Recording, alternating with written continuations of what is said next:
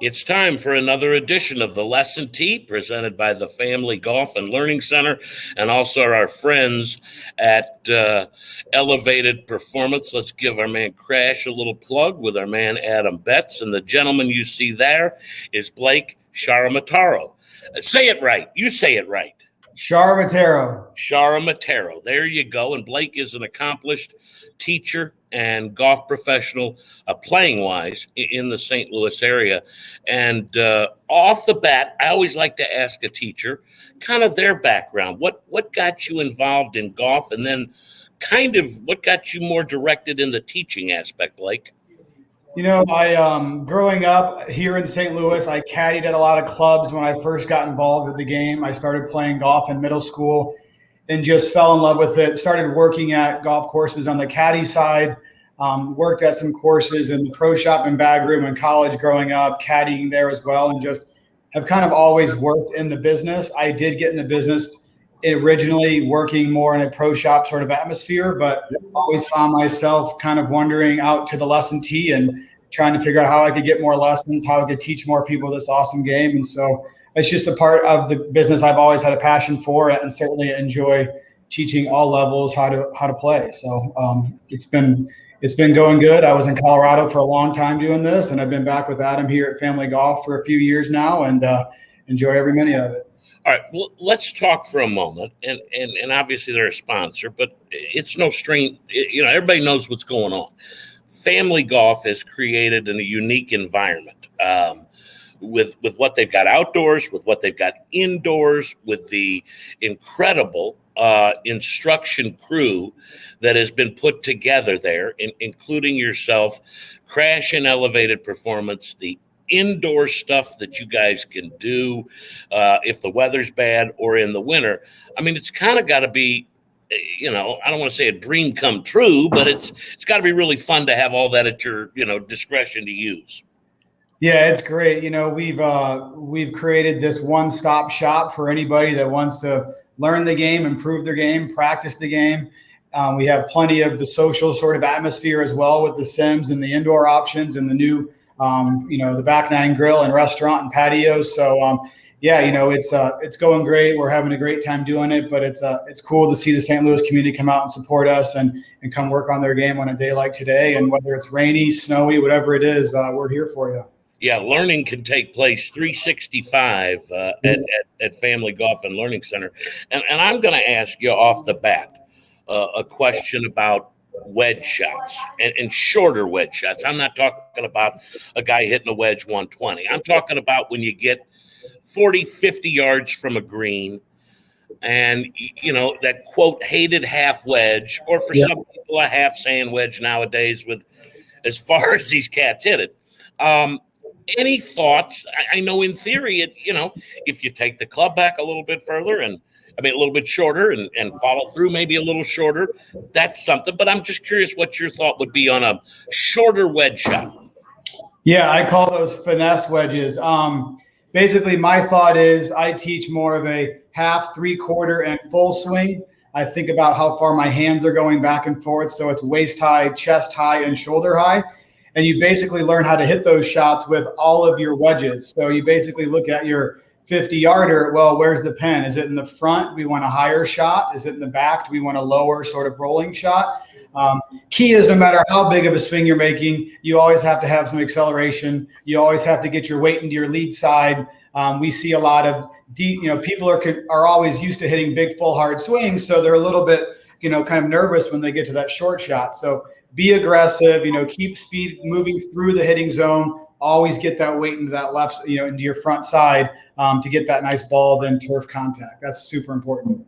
I'm so glad you said it about the acceleration, because I think you're dead on. I think with some of those half shots, you know, you decelerated impact and then you're trying to catch up. And I think if people would just go ahead, I mean, that's why the loft is there. That's supposed to work for you. So I think that's an excellent question.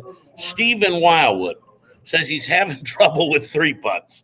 And sadly, he says it's a combination of poor first putts and just missing short putts. just a mentality for somebody maybe going out to play this week. If they hit a green, we're not saying try and two putt. We want you to make the putt. But for a guy like him having trouble with the three jacks, you got any suggestions? It's all speed control. Jay, three putts are not coming typically from people hitting it 4 feet left and 4 feet right? They're hitting it 4 feet short and long all day. So don't blame that second putt so much. If your first putt was up there 6 inches from the hole and you had that perfect speed, you'd have a lot less issues. So certainly practicing the short ones helps. You want to make that par save, whatever it might be. But typically 3 putts, 4 putts, those are coming from bad speed, too far, too short. So, put a major focus on cozying that ball up right next to that hole. Even if you're only 15, 20, 30 feet out, focus on speed. Take a little extra time working on that speed, reading that putt, playing plenty of break, and get that ball to cozy up next to it. I always tell my students, the closer you can miss it next to that hole, the more that will eventually start going in. So. You're exactly right. And the thing that my dad used to say to me, not all good putts go in. It drive me crazy. He's right. He's right. It's really hard to do. Paul wanted to know, he's got a young son. You have a young daughter. And I think people are always curious, what point do I get him involved with instruction? What point do I get him a set of clubs?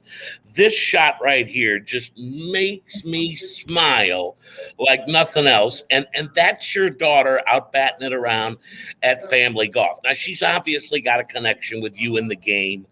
But you were telling me she's involved with some of the stuff you do on Wednesdays and Saturdays. And you've kind of created an affordable program for juniors to get the basics, right? Yep, she's 5 years old. She's in our fundamentals junior class.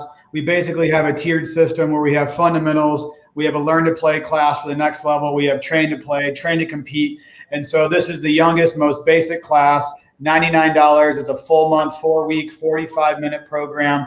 And all the kids in that group are in that kind of 5, 6, 7-year-old range.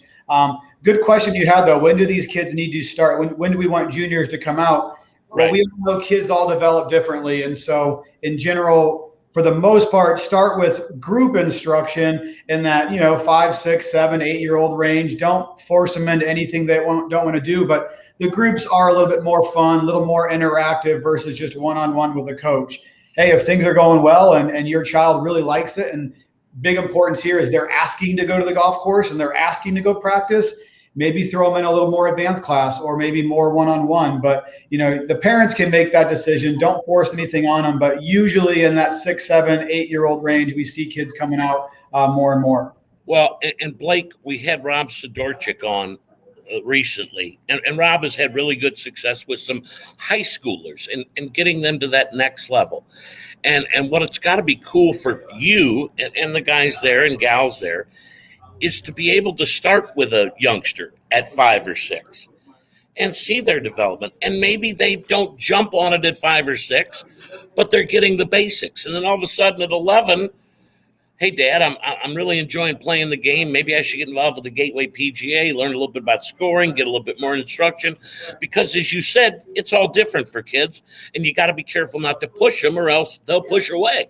Yeah, absolutely. And you're so right. We might teach an 11 or 12-year-old for the first time, and you can tell if they've had some junior golf in their day, especially with the fundamentals, which is really what we're teaching in those classes. So yeah, maybe they're playing 4 other sports at 6, 7, 8, 9, 10 years old, but they get closer to high school, they get closer to team sort of sports, and you can always tell those kids that have had that early intro to the game. So good question comes from Bill. He has a 52 and a 56-degree wedge. Says he's an 80 to 85 shooter. When somebody says they're an 80 to 85 shooter, I always add 5. I always go, okay, you shoot 85 to 90. But he wants to know, the old L, the lob, does a guy like that need a 60 degree? And if so, Blake, what's the benefit? There's a time and a place for the highest lofted wedge in the bag. There's no doubt. But look, you can get plenty of loft, plenty of height, plenty of spin off of a 56 degree.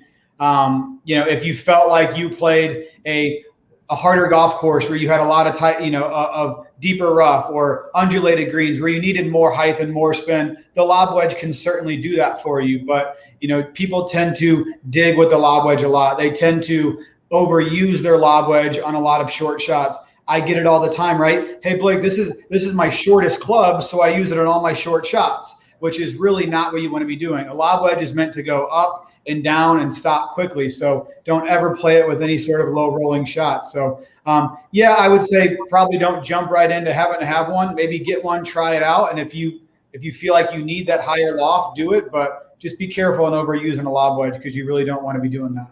Well, and I'm glad that you said, I'll tell you, I can tell you personally, when I first started getting the 60-degree wedge, when I could play a little bit, I was trying to force it. I was trying, 90 yards. Okay, can I max out and do that?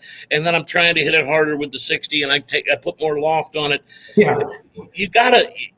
That's why I said earlier, you gotta let the loft do the work. I think sometimes even the better players try and get the hands going or try and make things happen rather than letting them happen. Totally. Those higher lofted wedges, in my mind, the harder you hit them, they just go higher and spin more, right? And the more the player, the more that ball is spinning, the more it potentially comes backwards, which we don't really want to do a lot of times. So it's harder to figure out where it's going to end up. So that 3/4 flighted 52 or 56, I mean, you can still spin that plenty to where, I don't like to see people overusing that lob wedge very often.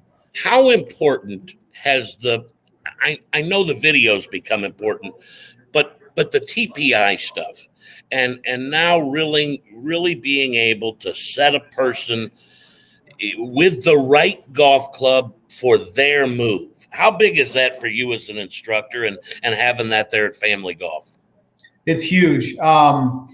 Teaching people, for instance, I had a new student I worked with the other day, college player, kid absolutely rips it, and he's using a set of senior flex golf clubs, right? And so it's creating so much dispersion that it's hard, not that it's hard to do the lesson, but I mean, it's creating a lot of shots we probably wouldn't see. So a proper fitting, getting a golf club in their hands, the proper weight, length, lie, all of that.